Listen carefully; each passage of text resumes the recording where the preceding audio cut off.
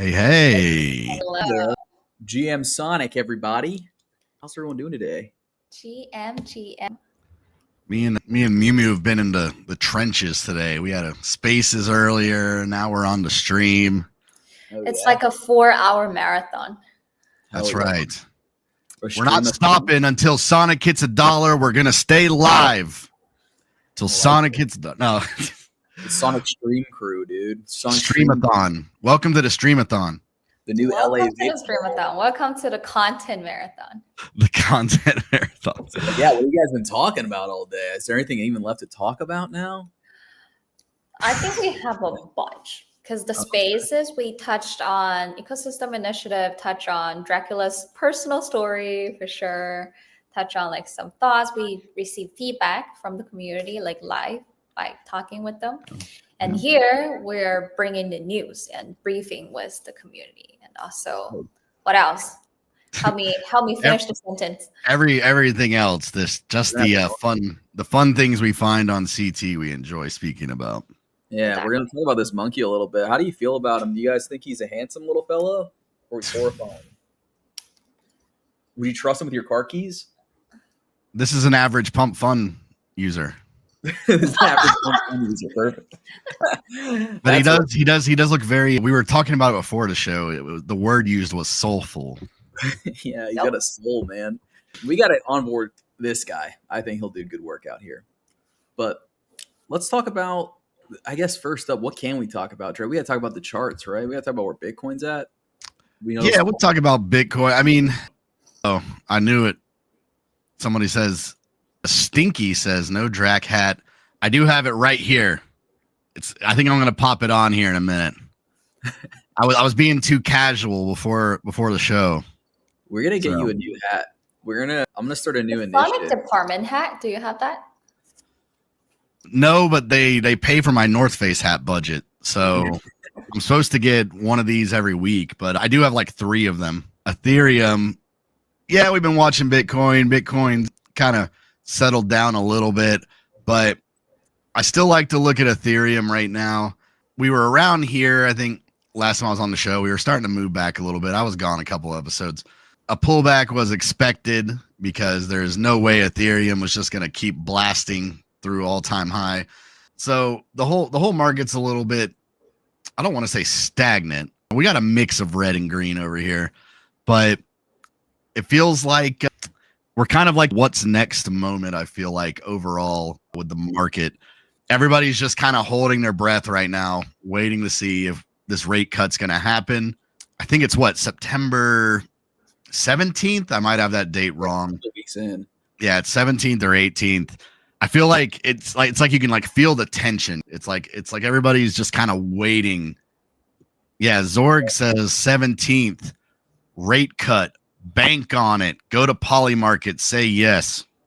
I was on a space yesterday and we were talking about this, and I was saying like it kind of feels like it feels like the music is gonna stop soon, doesn't it? It feels like it feels to be like what everyone is like pushing, right? Like this feeling of incoming disaster, right?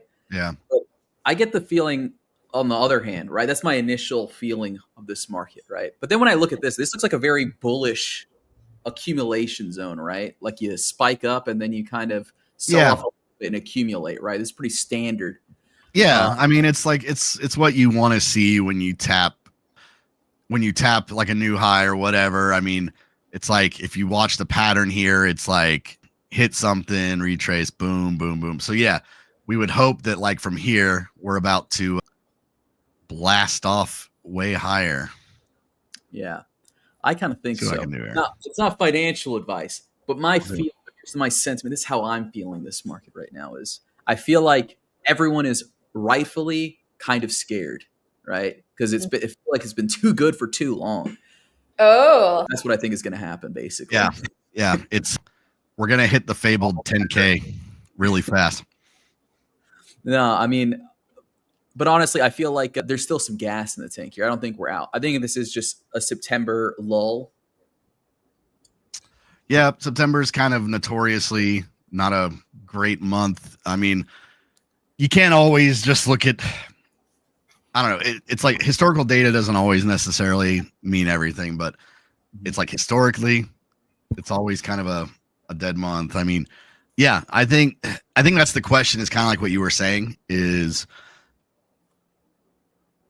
I hate we're gonna bring we meme about this all the time about when people say stuff's priced in, but I don't feel like it doesn't feel like we're being priced in for the first rate cut since however many years. Like I would feel like everything would be pumping and then buy the rumor, sell the news, but dude, like what? flat. I got some bad news for you guys. The rate cut was priced in like a year ago, dude. They priced in this rate cut the second Trump won, dude. He lost the election. They were like, okay, there's gonna be a rate cut, and ever since then, we've just been riding this anxiety that it hasn't happened yet. Yeah, like it's like I don't know. You have those people that will like no matter what, they'll find a way. They'll be like, yeah, see, it's been priced in ever since 2023 October, somewhere around there. Yeah. But no, honestly, I do kind of think I honestly think a lot of this stuff is kind of priced in already. But we're kind of just waiting to see, like, I guess priced in the sense that like all the people that are actively participating right now have bought in, but they're hoping that it materializes into action. Yeah. That's true. That's how I feel right now, dude. Yeah, I mean, I don't know. Yeah, but that's just like, I don't know. That's just kind of how I feel at the moment is like, it's like everybody's like waiting to make their next move or something. It's just like nothing major. I mean, what's crazy though is we live in a time where I'm basically complaining about Bitcoin being $111,000. Yeah, it's insane, dude. I mean, let's go to the week. Let's do our little Bitcoin weekly. It's been a while. That's the thing that kills me every time. When people talk about whether or not it's a bull market or not, it is like crazy because it's like if you had just bought a Bitcoin like a year ago, dude. Yeah. Sorry, the chart's I made the chart ugly when I was messing around there. Yeah, I mean, we always like to go back to this weekly Bitcoin chart, and it's like you look at it and you're like, okay, like how are we all not like insanely bullish right now? Because you could argue we're looking at the same thing here, right? Yeah. Let me give you an example on this one. Let me show you how real TA works, gang. We go like that, and then we have a little jump, and then same thing, just boom. That's how it goes. We're going to like 170. Dude, hell yeah. Okay. This is what I'm talking about. Yes. No, I mean, but seriously, it's like pattern, guys. Yeah, it's just like everything looks good to me. It's just like when like Bitcoin made its move, Ethereum made a move. I think we need a bigger Ethereum move before alts have some fun, but we got to be getting close, man. Like mid-September, looking by the charts, right? Something's gonna happen. Yeah, I mean, come on, like something's got to move. As a guy named Warlock, you think he'd believe in magic? Opium trend. Yeah, that is called the hopium trend. Anyway, point being, everything's kind of in a like a wind up. I feel like right now, we tapped all-time highs, then we chilled out a little bit, and this is one of those situations where, not to jinx it, but it feels like we're either going to rip strongly up or have a big leg down. So let's hope. We're hoping for ripping up. Yeah, you can kind of tell people are getting bored too with like this Pokemon thing. I feel like every time people get bored in crypto, they start doing like these weird little side quests where they're like, what if we put Pokemon cards on the chain? Oh yeah. Yeah. Okay. This is literally square one. Trading card. Like, yeah. What if we do a card campaign for all the 5,000 crypto Twitter people? Yeah. Yeah, exactly. But it doesn't it make you feel like it's like we're so bored, like they're just like going back literally to square one. Like that's how like Mt. Gox started, was just trading Magic the Gathering cards. Yeah. So like they're so bored. They're just like reinventing the wheel basically. Yeah. What I would like to see is if they get the hamsters racing again. Yeah. We might do that. That was a good time. And remember that guy, I saw Stinky in the chat. there was that guy that had the snail races Oh yeah. on Phantom. That's what I miss. Just getting everybody together in a chat room and yelling at everybody and throwing your dollars around on snails racing. Those were good times. Borderline crime, but we're still in peak crime season right now, though, right? We had a great example of this. We had two great examples yesterday, didn't we? Yeah, so this was kind of a fun story. Obviously, Justin's son always just finds a way to.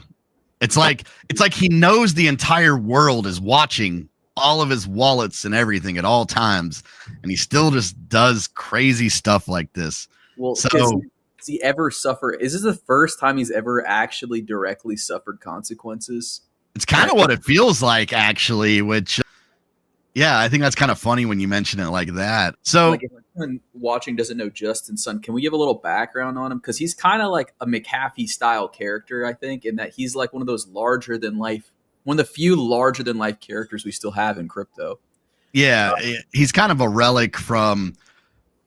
I want to say, I mean, he's been around forever, but I want to say there was kind of like this era, like 2017, 2018 or something, where you had all these personalities and they were all turbo rich and they all did crazy stuff. And yeah, if you don't know who Justin's son is, he started Tron. He had a meteoric rise. He was very rich, very young. So Tron was the first network I ever learned of other than like Bitcoin, Ethereum, and like it might have been the first one I ever heard of other than Bitcoin and Ethereum, because this guy I worked with, he was a huge Tron maxi. Get this, dude. He told me with straight face, I swear to God, he was like, Tron is going to win because Justin's son has the mandate of heaven. Because in China, the CCP supports him and he cannot lose. And I was like, that makes sense. Yeah. It's not that convincing though, because like he literally flew out of China and this is before he got funded his own country, right? He proclaimed to be some diplomat for some like. Yeah, isn't it like not Latvia? That's where Dr. Doom is. Something else, like some extremely tiny Caribbean island. Like, Exactly. Yeah. But no, yeah, he kind of had a very like Jeffrey Epstein meteor. He was like he worked for some like big financial firm when he was like, I think like 19 or 20 or something, and pivoted and got into crypto. Yeah, so no secret, he's a billionaire. He bought BitTorrent. But yeah, he's involved with, what's his exchange? Huobi? I don't even know how to pronounce it right. HTX. or HTX. Maybe it's that one. Yeah, I get them mixed up. Yeah. But basically, this was like a little more nefarious than I thought. Also, something about Tron you should know. I haven't checked in a while, but it's something like 50% of Tether lives on Tron. So when you think of it like that, that is insane. It's like the breeding ground of USDT. Yeah. It's through Tron. Yeah. So like this thing was like interesting. When the story first came out, it was no secret that Justin Sun has gotten a bunch of pretty much anything that has to do with Trump on chain. He like scooped up a bunch of Trump tokens just so he could like have a dinner with the president, and then he's obviously been involved with this World Liberty Financial. So apparently he had a really big stake, and as will happen, he had some massive stake, so his tokens were effectively not totally unlocked or allowed to be sold, or I don't know, something.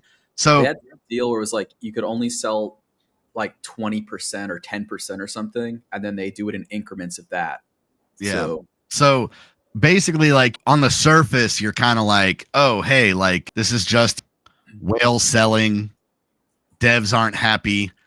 They got some kind of blacklist or something in their contract, that's a whole other set of things to talk about, where it's like, yeah, like bringing in these traditional finance people, you're going to see more and more of this where they can freeze your assets or blacklist you or whatever. So that's a whole other thing to discuss. But basically, like, it just seemed like that. But then, like, when you get down into it, basically it was that, all right, and somebody correct me if I don't have this right. It was basically that he was using his personal centralized exchange he had his funds on there, but he was taking other people's tokens, saying that you'll earn like this much yield for staking. And he was taking other people's tokens. To this. I Yeah. read everything about Oh, this. good. Yeah, you can explain it. Good. So then like apparently people were depositing to earn some high APR and he was selling those tokens. So that's why they froze him. He's genius, dude. He's like, because he owns so much like sticks key parts of the whole ecosystem. Like he can complete at least half of the circle on his own. So like his exchange is called like HTX, and then HTX pushed out some campaign saying that if you deposit or your stake your like World Liberty Finance token on HTX, they will give you like an APR of 20%. Like, but for like 6 months, like lock time or whatever lock time. So like retail users and like consumers of HTX just actually deposited their World Liberty Finance token to HTX. And then since it's locked and like it's not like a real liquid type of campaign, so he just sell users World Liberty Finance token. And if like users need to withdraw it or like unlock it, he just put his own token into this exchange and complete the cycle. Wow. So that's how like he didn't get caught like by so many people watching his wallet, because he's not really selling from his own wallet account. He's selling through the centralized exchange like everyone else World Liberty Finance token. Which that's like next level, really. I mean, that's impressive. It's all because it's like you're doing one blatant crime. Really, you're crowdsourcing yourself. In order to do another crime. You know what I mean? I'm what is that? I'm literally stealing from my clients in order to violate my contract with the president. It's crazy. It's so insane. Mad respect, dude. He's literally like that's like super villain level ambition. I know. And what I love about his statement though, the coolest thing about his statement is he's not even like, I didn't do it. He's not even like, I didn't do it. He's just like, guys, that's not cool to freeze somebody's token, bro. Blockchain, Web3, ethos. Don't freeze my stuff. Like he's not even like, guys, this is all a big misunderstanding. He's not even trying to spin it. He's just like, yeah. He has a point though, right? I doubt their contract had this as a provision. They didn't say you couldn't sell other people's tokens. Like, he's not selling his own token. So it'd be crazy if they do have to unlock his stuff. And you know what I mean? Yeah, I mean, but it's funny because it's kind of like what you get this funny thing where it's like everybody's like down for decentralization until it's like, oh, well, you're freezing a guy that could like kill the project if he sold. So yeah, let's keep him frozen. Yeah, it is interesting. It's just not cool from both sides. Yeah, which do you think is? Oh, I don't know. Yeah, which do you guys think is worse, Mimi? Which do you think is worse, Justin Sun or the freezing of Justin Sun's wallets? It's just Justin. He has done so many crimes in his life. Like we can read through the thread. Like this is such an epic thread, like a snapshot of how Justin Sun became Justin Sun. So he actually did something pretty amazing before he joined crypto and started the full crime season. He was like a top student from China, like from Peking University, it's basically Harvard, MIT from China. And then he did the paywall thing. It's like a community type of like SaaS, not SaaS, like a consumer app. And he became this chosen child for Jack Ma, which is the founder of Alibaba and like the most influential businessman in China. That's how he started. And then he discovered crypto and really started the whole crypto journey was the ICO season back in 2017. Mm-hmm. So he launched Tron with like 70 million ICO. And then because it's such a huge ICO and has never seen in history, like both in like crypto history or like just general like internet capital history, it literally got like ICO banned in China because he raised Tron. And then like the policies towards crypto from the Chinese government has gone like worsened and really severe, like after Justin Sun did everything to this ecosystem. So he just like fleed out. And then and in 2019, what got him mainstream famous or his like brand awareness is that he really dropped $4 million just to get a buffet with Warren. And something as absurd as something he did earlier this year, that he dropped almost 6 million to just eat the banana. Like the Oh face. yeah, yeah, the banana on the wall. I forgot about Exactly, that. the Yeah. banana on the wall. And it's exactly what he did like 3 years ago when he was trying to get the buffet was Warren. And yeah, like it's just something absurd he keep doing. But every single investment he made in crypto has returned him more than 100x. Yeah. I mean, Yeah. that's why he's the crypto. That's why he's like a crypto god, right? This guy makes it. It only makes him money. All this crime, like Yeah. that's why. Oh wait, we forgot to mention that he even gone to the space already. Oh 'Cause he yeah, I think bought the the picture's ticket. on here. There we go. Yeah, he bought the ticket. He's like he's at his astronaut arc right now. Again, we also didn't talk about his diplomatic immunity because he's the ambassador to Grenada or something. Yeah, yeah, he's got diplomatic immunity. I think that's in here somewhere else. Wait, Oh yeah, it's here. Like 2020, 2021, he Becoming the gained ambassador of Grenada to the WTO. yeah, the Okay. WTO. I misread it. I thought he was the the U.S. ambassador to Grenada. I was like, that's insane, but that's still so crazy. He just like bought an ambassadorship from a country so he could get diplomatic. Yeah, because it was. I think the stuff gets a little jumbled here, but it's like I think he was already on the ECC radar at that point for some other stuff. So He's like he's literally has the Bronze Age mindset. You know what I mean? He's like Odysseus or something. He's just going around doing whatever he wants, and it kind of just works out. yeah, like I said, He was the early adopter of building public, and also distribution matters the most. So like all the money he spent on brand recognition, association with like famous people, even invested so early into the Trump family is because he want to be associated with the most powerful and like the mainstream people that people can recognize his name. Yeah.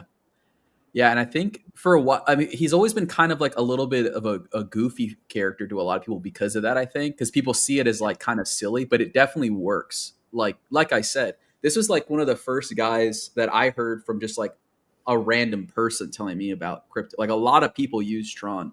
I've heard people say that Tron is like only like the Chinese chain or whatever. That's a complete fucking lie. Like there are a lot of Americans that use Tron.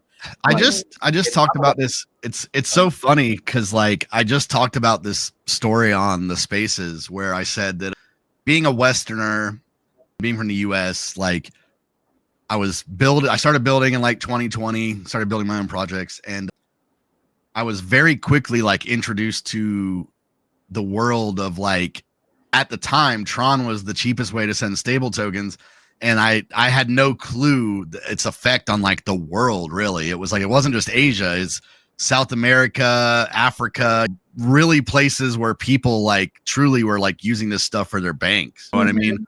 And I had no clue that was like a real, because yeah, same mentality. It'd be like, oh yeah, Tron, it's just Justin Sun scam in Asia, whatever. But it's like, then you realize like, holy shit, like, As a global influence. yeah, and people use it that aren't even in the crypto because they had these like phone app. They had these phone apps where were like really easy to use, and it was like it wasn't even like it's people that aren't even necessarily like playing DeFi or buying Bitcoin, Ethereum, or whatever. They're truly just using this for moving their money around, like for real. Well, Tron is half of like Tether's. Yeah, you mentioned this earlier. Yeah, like Tron being like half of Tether. I think it used to be more than this. Yeah, I think it was a solid like 50%, like at one point, or maybe even a little more. And half of the Tether on Tron is Justin. Yeah. People always joke Tron is pretty much his like personal bank account. Like it's all just his Tron or his USDT coming on chain. But I think one of the craziest encounter I have earlier this year is like I have some like absolutely normie friend like study in Canada, and like I'm in the States, right? So like they want to pay me with something, and it's just hard to transfer the money from Canada to the States, and like just all the banking routing system doesn't really work. But he really needs to pay me for the like I basically lend him some money, and then he asked me if I accept USDT on Tron. All right, yeah, that's I crazy. would say that he's literally like financially illiterate. he, But he knows about USDT on Tron. Yeah. he knows USDT on Tron. I was like, how do you use it? Like, where did you hear it from? He's not even using centralized exchanges. He's not like familiar with all the like crypto terms, but he's like, yeah, this is like 1-to-1 peg with US dollars, right? And then like I have friends send me like USDT on Tron. I don't know what is Tron, but apparently I can send you money through this app. And that's how it works. It's just like crazy. And I'm pretty sure a lot of the students in Canada, like they buy fake ID. There's sometimes like they need to drink. They just pay it with USDT on Tron. Yeah, that makes sense. It makes a lot of sense. And this kind of goes to the point of like this part of the reason why it's so successful is like Justin Sun's like bombacity, right? Like part of the reason why they had all these apps so early is because they weren't afraid to like break a lot of laws or violate a lot of rules. That's why he needs this ambassadorship from Granada to get this stuff to be possible. So I think he's a really interesting character. I think it'd be really interesting to see. He's one of those interesting singular characters of our time, and he's kind of going up against another singular character of our time. So it's going to be interesting to see like what results from this. Keep your eyes on the story, guys. It's going to impact everybody. Yeah, for sure. So now I'm getting private messages about not wearing my hat. So the hat's back on. Don't worry, guys. I won't take it off again. I promise. Now I got the hat back on. The Roadman is back. Yeah, during the bear, anytime you heard about Tether being printed, it was on Tron. So true. Now, Dub asks a good question here. How long until Sonic's strategy would have raised money from the $40 million investment from Sonic Lab?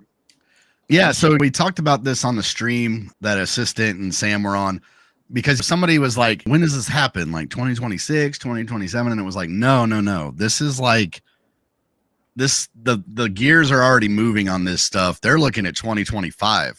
So I would say fairly rapidly now that everything's been approved. Something you got to think about is they've already worked on this for so long before it even went to governance, because they didn't want to take it to governance unless it was like a sure thing. They didn't want to take it to governance and be like, okay, let's get started. Maybe it'll happen. You know what I mean? So I don't have an exact timeline, but like I said, it's supposed to be fairly imminent. So hopefully before the end of this year. I mean, and I was saying this is like the third time I've referenced the spaces, but it's because I've already said some of this stuff today. But I was saying on the spaces that I was like, really, for Sonic, there's a lot of things kind of lining up here for like Q3 and 4, where there's going to be a lot of things happening at the same time. And I think it could be like the spark the chain kind of needs right now. Mm-hmm. Right on, dude. So like Q4 here. We're entering it, dude. We're entering the final phase of the year. Things are heating up. Things are in motion. Like I've said before, trust the plan. At least that's what I'm doing. I don't really have a lot of choice here. But what we're talking about, because there was like more investment news for Sonic Labs, right? There's the Cicada investment. Let's see here. I have a tab for it. It's reloading. Let's see here. I know I have that. I'm bad about my tabs too. Let's see. Did you find it? I have it. Had to reload. There we go. Brave was saving me. Cicada Capital has made a strategic investment in Sonic Labs, reflecting their commitment to broadening the scope of markets and opportunities with the Cicada ecosystem. Guys, what's Cicada, dude? What's Cicada? Those little bugs that come every like 4 years or whatever, right? Every summer. Yeah. Yeah, I mean, to my knowledge, they do like some market making activities, some liquidity provision. Like I don't want to blow up anyone's spot because I don't know if it's knowledge yet, but like they're doing a little bit of, they're supplying some liquidity on Sonic, and yeah, they've made a strategic investment. So yeah, I mean, it's just like people looking to move liquidity here, like especially if you're like someone that has a lot of liquidity that you're looking to get good yields and everything. It's like, this is like an interesting angle for projects on Sonic, because I've said this before as like a DeFi yield hunter kind of guy. I mean, even if, let's say I had no involvement with Sonic, I would probably still have most of my funds here, because it is true. I mean, it's like the yields are pretty much unparalleled. You can find better yields maybe like right when a new chain's launching or whatever, but I mean, that's been a while since I've even seen anything like remotely compare to the yields you can get on Sonic. So I would love to see more of this. People saying, hey, we're gonna like provide some liquidity.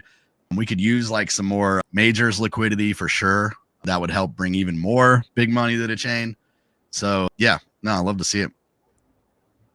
Once the flywheel gets going, do you think there will be multiple raises for buying Sonic on the market? I believe that is the plan, right? That is the goal. That is the plan.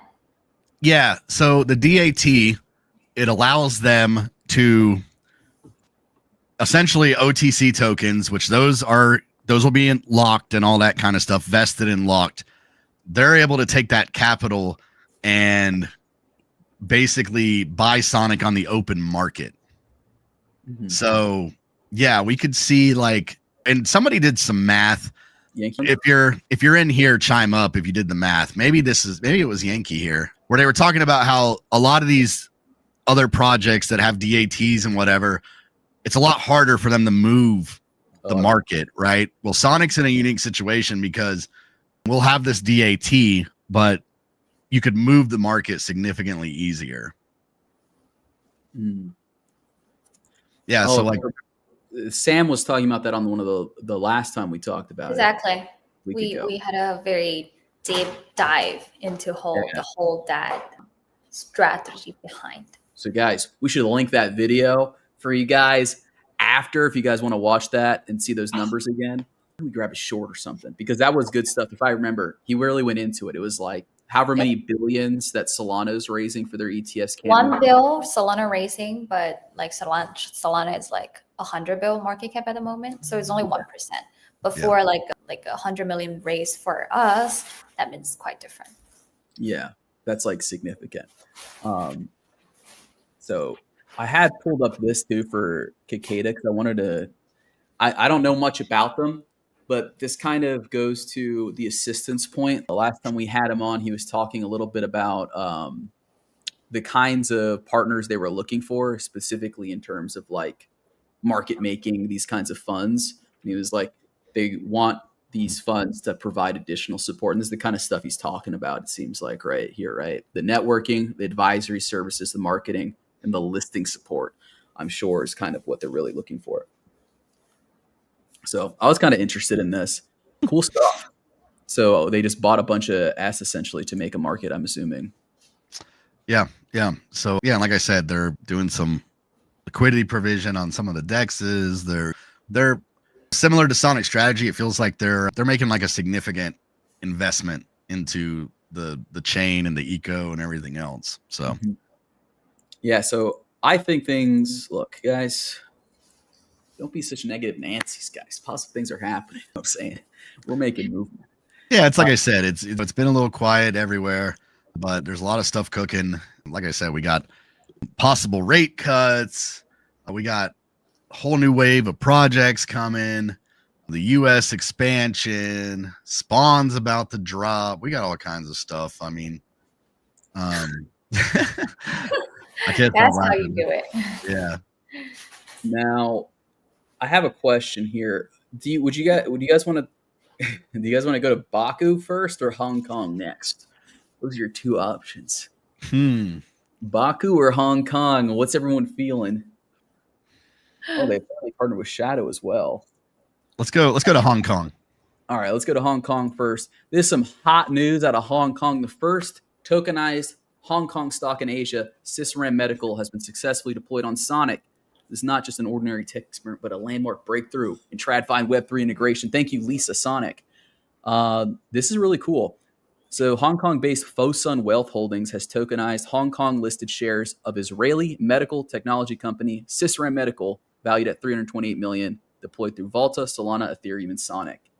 So this is pretty hot to me. Yeah, I mean, it's cool to see Sonic listed here with the big guys. Well, minus Volta, I'm not sure who does. We are also a minor investor to like the Fosun.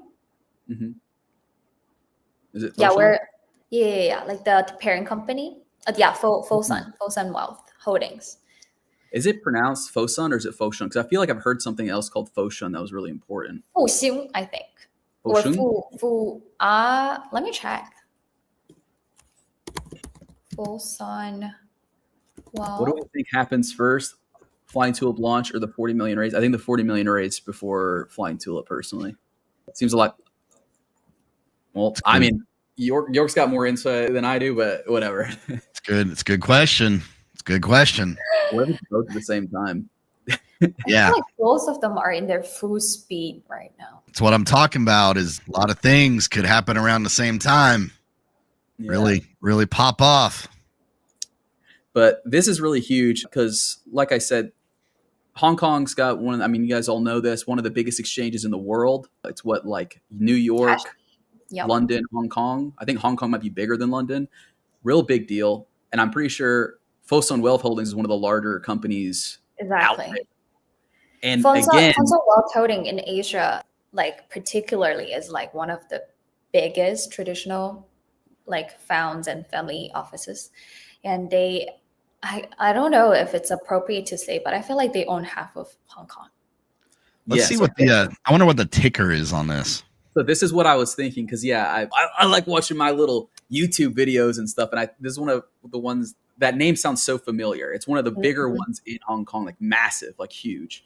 And what I also think is very interesting about this is that it's an Israeli medical company, so you can kind of see like entering these markets really allows you to tap into a bunch of shit like all over the world. It's kind of awesome. So super bullish, I think.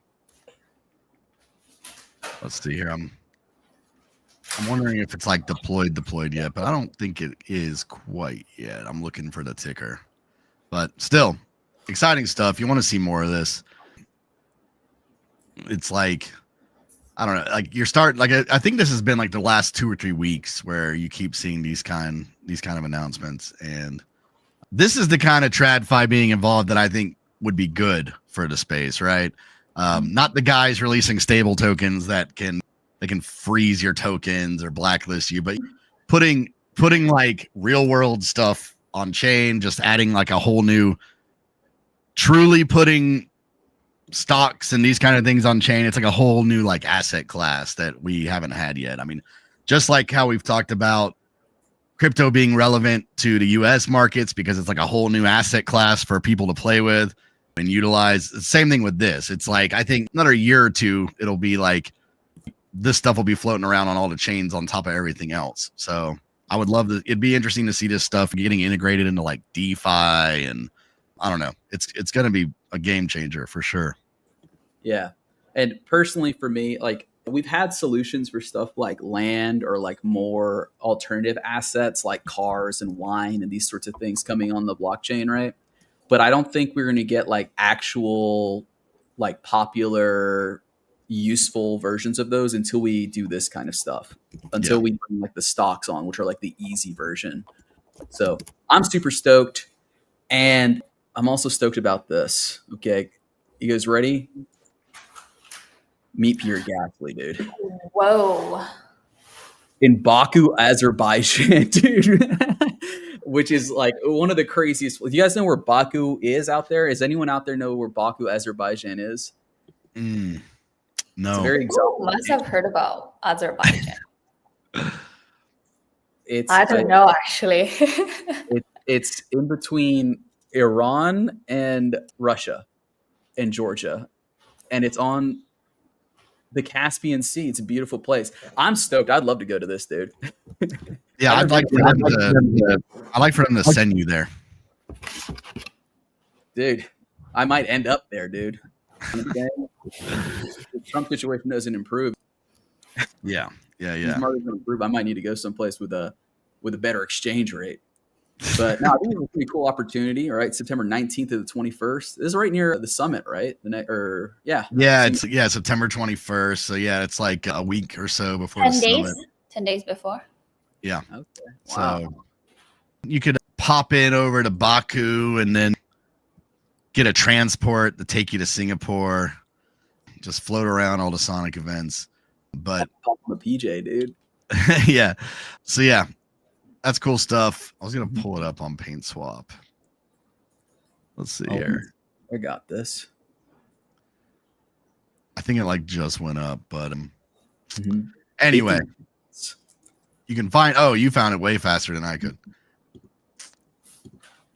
50,000 S. But what do you get there?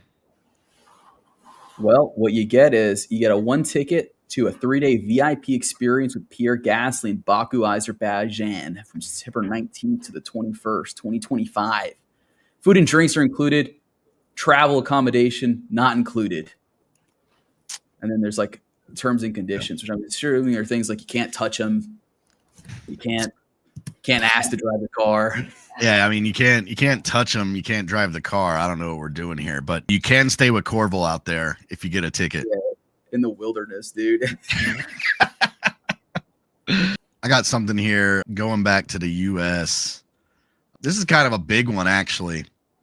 This could be another Justin's son Trump pardon kind of situation here. Polymarket, it's been a huge deal that they have been geo-blocked in the US, and they've got their stuff all resolved. They are now cleared to operate in the US. I would say this is a big deal because there was a lot of competitors starting to line up. Even Coinbase said at some point recently that they were going to like have a prediction market and all this stuff. So I'd say this kind of changes the outlook. You know what I mean? Where is it going to be worth it for people to try to compete if they're allowed back in the US? So, but it's an interesting step. I mean, there's the US is kind of like funny about certain things. Like, for instance, a lot of states ban gambling, but they'll let you do like fantasy football gambling because it's considered like a game of skill or whatever. So I think that, I don't know, it's like I said, it's an interesting turn because this kind of gambling has typically been illegal besides the states that have casinos and all that kind of stuff. So I have a little quick question for you, because what I've noticed, and I think a lot of people have noticed the sports gambling thing taking off, is that like a lot of it is like routed.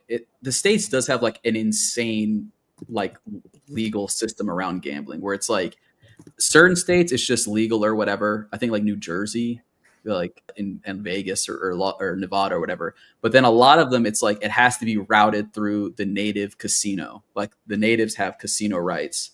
So like in Florida, at least, if you want to do sports betting, you have to do it through like the Hard Rock Seminole Casino, right? So I wonder if they're going to make Polymarket partner each state with like a native casino, or like that could be interesting. I mean, that would be big for them. So, but the trend does seem to be more just like if it's digital, we don't care. Yeah, because they're pretty easy to get around those laws.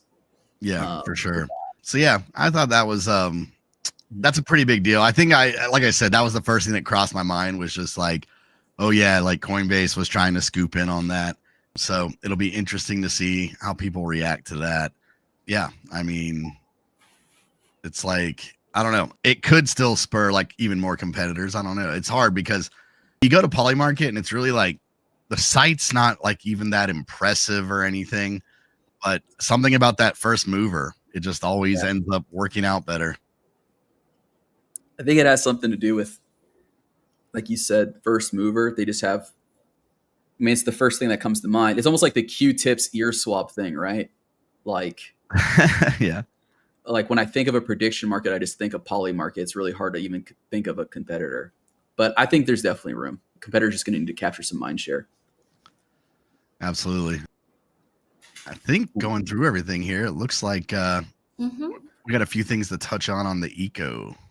Yeah, guys, let's hear what's going on in the eco. Let's see here. So, first thing, 225,000 contracts deployed on Sonic.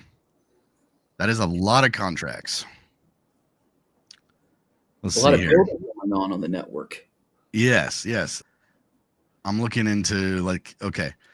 I was going to try to see if there's like somewhere that we could actually get like stats on other chains, but I would say a relatively young network, that's pretty good.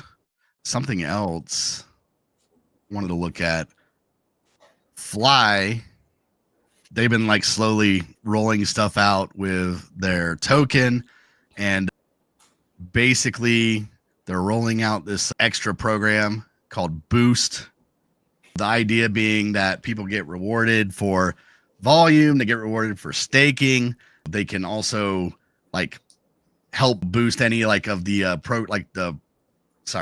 boost any of the like dexes, like help with volume on that.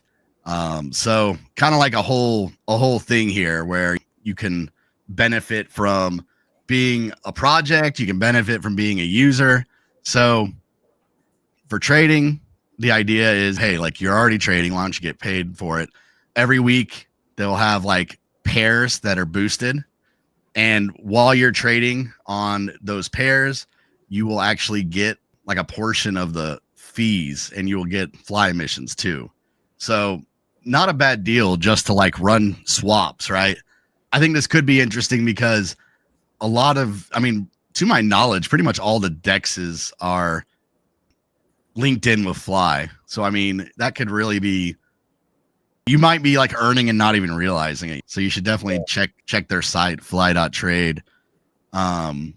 So here they're kind of like revealing like the first pairs that are incentivized. Fly SCUSD, of course, S and USDC, and USDC in wrapped ETH. So significant rewards. So I think you definitely got to take a look at it. Same thing with the staking. They are going to basically like collect like a tiny extra fee that will also go to stakers. So I think the program is, people love real yield, right? Mm-hmm. Emissions help, but it's hard to beat like getting S or USDC or whatever like in your wallet just for doing things. So pretty impressive stuff. Yeah, great stuff on Fly. They're continuing to build this out, dude. Excited to see what's next, bro. But, yeah, I mean, that thing's paying. Yeah, like if you're staking, you're getting paid out in USDC. So, I mean, that's pretty good. Yeah. Warlock brings up a good point, too. He got a good airdrop from Fly because he was swapping in Shadow and didn't even know. Like you're saying, lots of all these dexes are hooked into Fly, so you're probably earning and you don't even realize. Yeah. Happened to me the other day, too. Swapping. Here's a question. And I'll never know how to pronounce this guy's handle. Is it Elaps? I guess. I don't know. Elaps. Yeah, he says win creator capital markets on Sonic. Need to get new blood on the chain. Yeah, was actually discussing this last couple days. I've had some discussions about we need to find ways to incentivize liquidity. TVL has been dropping. I think the majors need more liquidity. Like, for instance, we have a pretty good amount of wrapped Ethereum on chain, but like Bitcoin, there isn't like nearly as much liquidity as we have with Ethereum. And then like, I think we need to bring some of the other majors on chain. We need Solana. We need, people are even doing stuff of like XRP, but I think Solana is really important. And I know that behind the scenes, there's been several rounds of talks with different people trying to find a solution to bring Solana. But yeah, I mean, I think this is part of, like I was saying, like everything is kind of in a lull right now. But yeah, I totally agree. We need some ideas to bring in liquidity, bring in volume. And in my mind, I feel like that probably starts with majors, because majors also are a big reason why like people with more capital will come to your chain or not. When people are like have large amounts of Bitcoin and Ethereum, they don't want to come do things on your chain if they're worried about liquidity and swaps and like that kind of stuff. So kind of what I was saying about, don't know if it's Kikata or Cicada, but what we were saying earlier about them providing liquidity, it's like we should be going out there and like looking for large liquidity providers because we can offer these yields that they can't get anywhere else. So yeah, but I agree. There's some stuff going on in the background, starting to kick around some ideas. So yeah, definitely working on some ideas for this. Cool. Yeah, and that Fred Jug also had a similar question. I think he kind of answered it in terms of kicking up activity on the chain. Cool. I'm glad to see that you guys are thinking about it and working on it, because there has been a lot of concern about that. A lot of metrics reaching really real low points. And I think a lot of people are feeling like DeFi market overall is kind of picking up, and it feels like Sonic is maybe getting left behind a little bit. But I think I think it's more like potential energy building up. That's how I think about it. Yeah, it's like I said, there's a lot of stuff that I'm thinking everything's gonna be kind of hitting around the same time. The market in general feels like a wind up right now. So hang tight. That's what I would say. Now, this is not directly related to on-chain metrics or anything like that, but I thought it was worth sharing. Luis put together a pretty nice little graphic, ETFs for noobs. If you're still having trouble getting the concept of like what is going on with the Sonic ETFs, is a nice little graphic to explain it. It's kind of like a little wrapper. This is a nice little graphic. Well, little hint from us. We made another 2 loan explainer videos breaking down ETF, DATs, and like all the traditional financial market terms and how it's relevant to the crypto market. So stay tuned. Hell yeah. Perfect.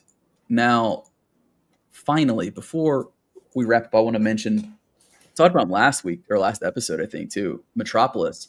They have a nice 40-minute video on how yield strategies work, or explaining some yield strategies and their maker vaults. Now, I thought we talked very, very briefly about them, in that I just mentioned that they existed last time. So this is a good opportunity to hear straight from the horse's mouth. How does it work? They got this cool anime video too. Like, what? Oh, I guess it's all AI, but it looks cool. So check it out, guys. Metropolis is doing some really great stuff over there. Yeah, if I'd known it was 40 minutes, we could have just played it and not had to not had to work today. Just would have played it for the stream. But no, seriously, Metropolis is a DL, so it's a little different than traditional concentrated liquidity. If you're familiar with like Trader Joe's liquidity book, it's like a different system. So it can make really good fees for your positions. So I recommend checking it out. It's like I said, you have to, it's good that they do videos like this, because it does take a little like getting used to, and it's different than like what you might be used to if you're doing like V2 LPs or even concentrated liquidity. But if you're interested, you should definitely take a listen. They always do a good job of like making it not so confusing. So last time I remember, me and Corvo, we went through Shadow's intern. Like Shadow's intern also made like a 20, 30 something video explaining DeFi and in general. So it's a great addition to like Metropolis video and all the other explainer videos that we're doing from the foundational level. I feel like it's just great to see all the ecosystem they like branch out and started to make videos and break down all those using terms and ways to navigate around the app. And I think it's just great to see. And that's what it's all about, really. Is we were discussing this on this spaces earlier as well, where it's like builders at this point know all the benefits of coming to Sonic, but I think it would be like a huge help to have more material like this where people can learn about the projects, because that's what's going to bring outside people, like seeing content on some of these projects and being interested. And then maybe they see something they like, they come here and they realize there's good yields all over the place and good projects. So yep, love to see it. Right on. Yeah. So guys, right on Metro. Hopefully we'll be talking to him soon, and we can dive in more into like how this stuff's working, the differences. We'll take that 40-minute video. We're gonna turn it into 10 minutes, dude. All right. But no, great episode today, guys. I had a lot of fun. I think I learned a lot. We talk about news and everything. But stay tuned next Tuesday and Friday. That's right. Next week we're back. I'm back for the time being, so I had to miss a couple episodes, but feels good to be back. And we will see you guys Tuesday. We actually, speaking of Devil, I think Metropolis comes here Tuesday. So that's great. Yeah, so they can. We'll tell them to explain themselves on this 40 minutes of content. Exactly. If you have any questions for them, let us know and we'll ask them for you. Yeah. We'll just ask them in the chat. And also, we might do the review on because we've been gathering feedback through 917 Fun Fact. Yeah. And also sonicfeedback.com. Yeah, and I forgot to totally plug that. We are going to do the first feedback stream next week. We have enough stuff to roll with. So we will announce that. We got to get on like when it would work schedule-wise, but that will be announced ASAP. And yeah, should be a good time. So everyone have a excellent weekend. We will see you Tuesday.